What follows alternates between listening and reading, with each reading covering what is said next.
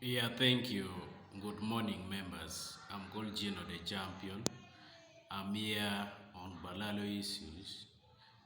Someone was asking, you know, these Balalos are very complicated. I'm one of the teacher in a village school. I want to answer what one Balalo was saying, that how do Balalo affect school? How do their grazing, how do their movement affect the school? Now, for us schools that are in rural areas, that are in areas that are affected by Balalo, one, most of our schools are not fenced. When you go to the village, most of the school doesn't have fence.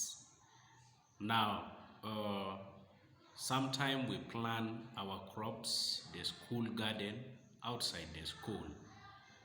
And to my surprise, the cattle of the Balalo will come to the garden and spoil our maize, our cassava, any crop that we planted in the name of catering for the children and the pupils in the school.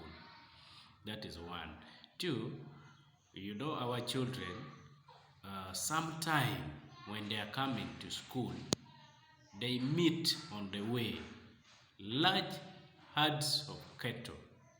And children, they fear when these cattle are moving from like 100 meters, you find all covered with cattle. So a child need to wait until they pass.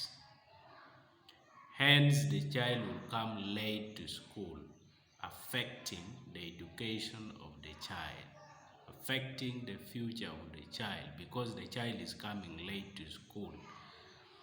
Another one is that this cattle, some of the Balalo, they don't have where their cattle can drink water from. Sometime in the village here, we have wells that our children fetch water, our community fetch water, together with the teachers. So sometimes the cattle will come and we share the water point with the cattle. And the disadvantage of sharing the water point with animals. Sometimes it causes a lot of infection. So basically, those are how the Balalo were affecting the school.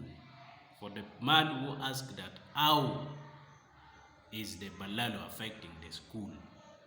This is, I think, the good answer to you.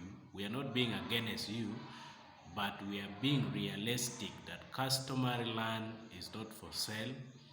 And you people came and there were a lot of disadvantage than advantage.